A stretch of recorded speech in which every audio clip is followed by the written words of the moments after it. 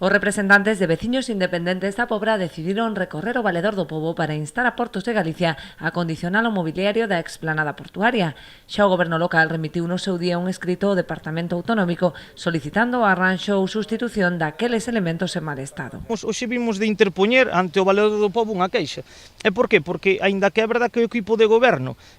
fixo unha reclamación, así o non lo fixo saber en diferentes medios,